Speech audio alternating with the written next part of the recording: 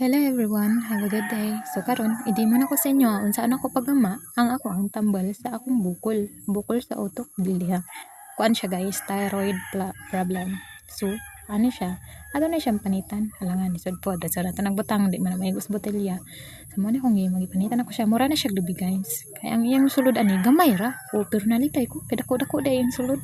Kay mostly sa ako ang na-observe atong una, gamay siya hinatag to siya ni Uncle Dexter Velyundo, thank you all.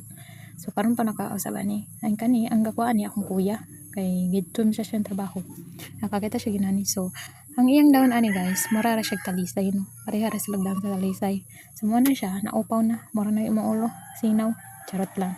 So mo na ni ako na siyang panitan, gihiwa-hiwa na ako.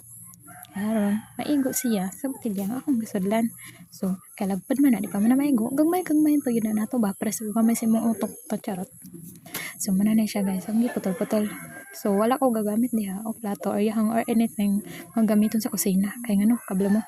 Kini siya beware lang. Is makahilo ni siya guys. So beware sa inyo ang gusto ani magamit katong may mga bukol-bukol diha kasi pampahilis na siya guys. Pwede sa saplas, pwede ninyo kagison. Ibatang sa inyo ang mga bukol ihaklop. Ana pwede na siya guys. Kana iyang mani man siya guys. So mani moran siya mani pero gahi na siya waon. So ako nang isulod sa botelya kay mom na akong gamiton pa nga plus kasi lang sa ta kay low budget man ta. So man na akong gihimo isulod na ako kompleto na tanan. So man dungagan pa ako kay gamay man kayo. So nihilak na ko diha, charot lang. So man dungagan na ako. Mo man ni ang nahitabo ani taklo ba na. So ang pangalan ni ani nga tambal guys, tawag ni og bituon. Motubo ni siya near the beach or kanang mga balas-balason or basta baybay.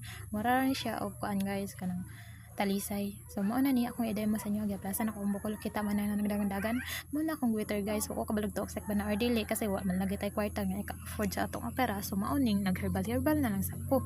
So beware ani kay makahi siya guys, labi na sanay mga bata.